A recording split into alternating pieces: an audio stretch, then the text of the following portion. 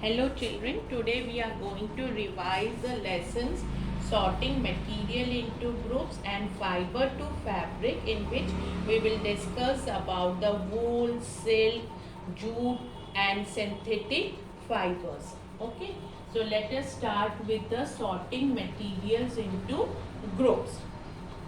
So you know children that the materials are used to make materials Materials are used to make different things, and matter is anything that occupies matter is anything that occupies space and has mass. Okay, and the smallest particle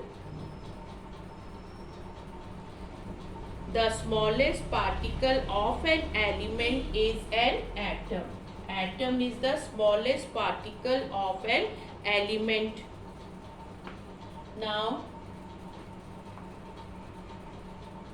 molecule, the smallest particle of a compound is a molecule.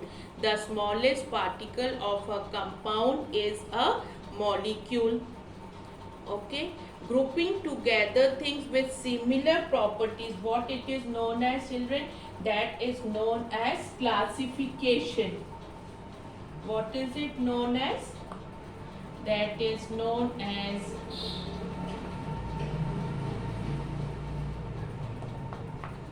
classification. Grouping together things with similar properties, that is known as classification. Now, classification is used to make our work easy, children. What is the use of this classification? That makes our work easy, children.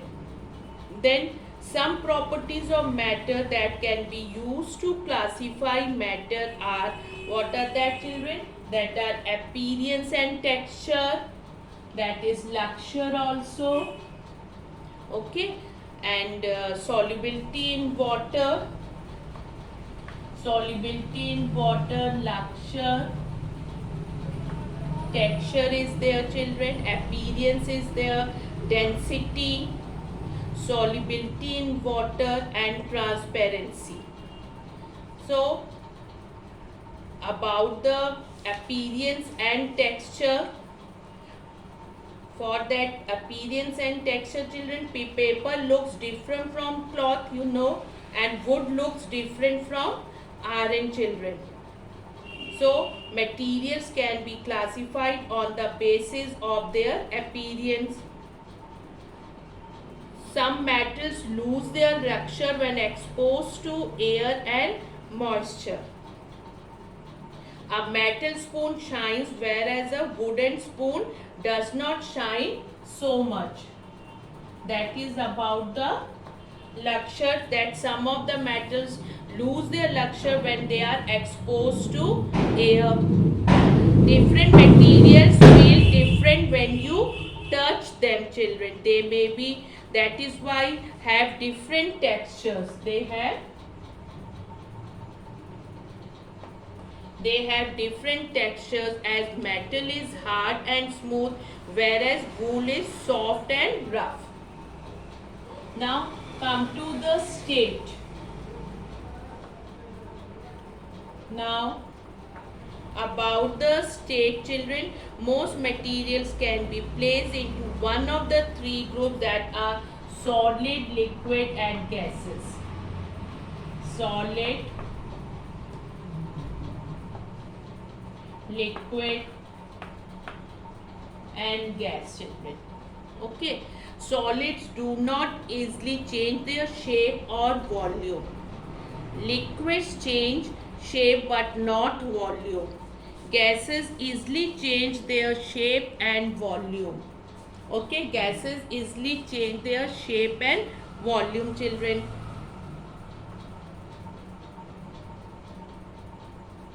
Now, arrangement of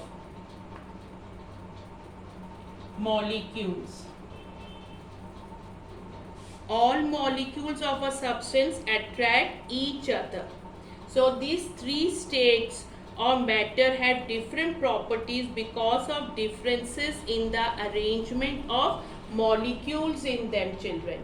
Now about the solid, the molecules are very tightly packed. In the liquid, the molecules are less tightly packed. In gases, the molecules are so far apart that there is hardly any attraction between them. This was the arrangement of molecules in solid, liquid and gases. Now, there are liquids, miscible liquid and immiscible.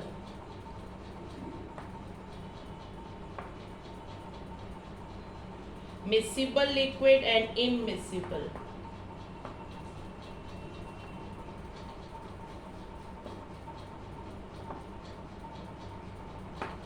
Okay.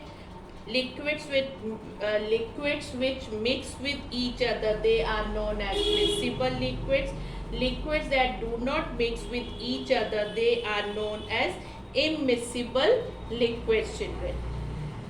Now, about the density.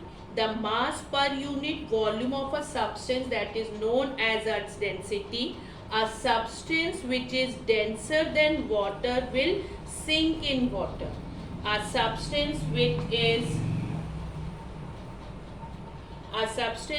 denser than water will sink in water, and a substance which is less dense than water will float, children. Okay. A substance which is denser than water will sink in water, and the substance which is less dense than water will float on water. This is about the density. Now, transparency.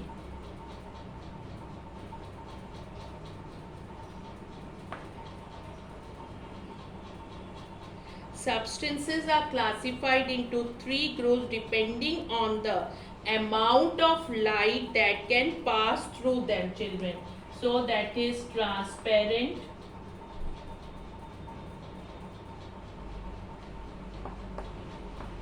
opaque and translucent. Fine, children. Transparent, opaque and translucent.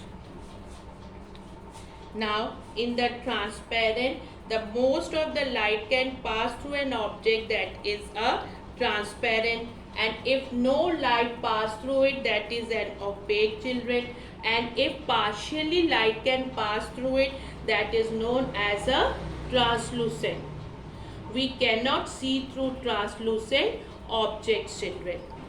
Okay, so this all you have discussed about the matter, anything that occupies space and has mass, then classification, method of grouping things with similar properties together, density, mass per unit volume of a substance, then about the smallest particle of an element, that is an atom.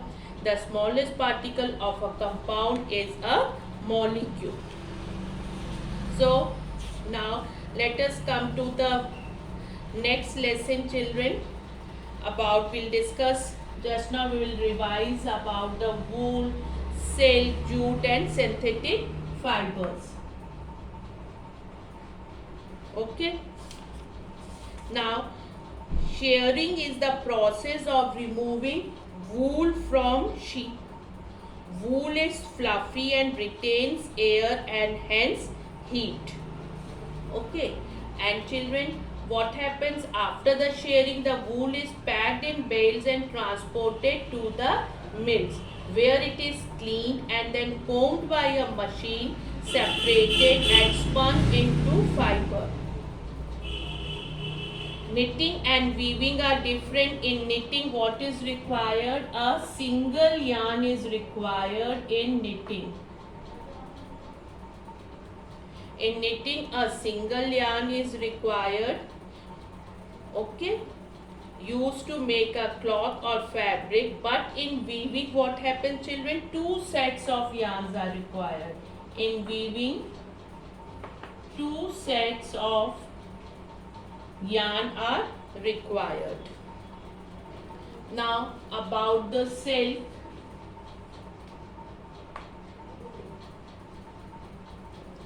Now let us discuss about the silk. Silk is made from the cocoon of the silkworm. The rearing of silkworm for production of silk, that is known as sericulture. What is it known as? That is known as sericulture, children. And the silk is obtained from the cocoon of the silkworm, children. Then about the jute, let us discuss about the jute.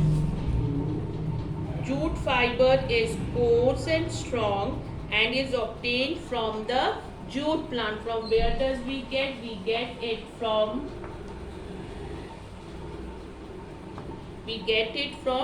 jute plant, children. India is the largest producer of jute products in the world, and the jute grows best in warm, humid climates and with plenty of rainfall. Okay, and the jute is the second most important fiber after cotton. And children, how it is produced? After harvesting, the stalks of the plants are tied into bundles and retted in water for about 20 days. They are kept in the water for about 20 days. Children, this process, what is the result of this process?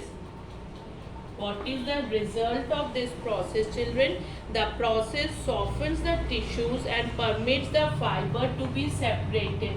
The fibers are separated, children. Then these fibers are stripped from the stalks in long strands and washed in clear running water. Then they are hung up so that they can be dried, children. They are hung up so that they can be dried up, children. After 2-3 days of drying, the fibers are tied into bundles and then they are sent to the mills. Then about the synthetic fibers, children. Now, in the synthetic fibers, nylon and polyester are the synthetic fibers.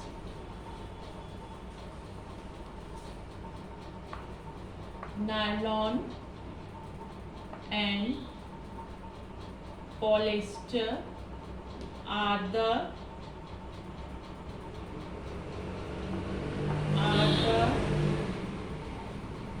synthetic fibers. They are actually plastics made from chemicals that are obtained mostly from petroleum. They are obtained mostly from petroleum, children.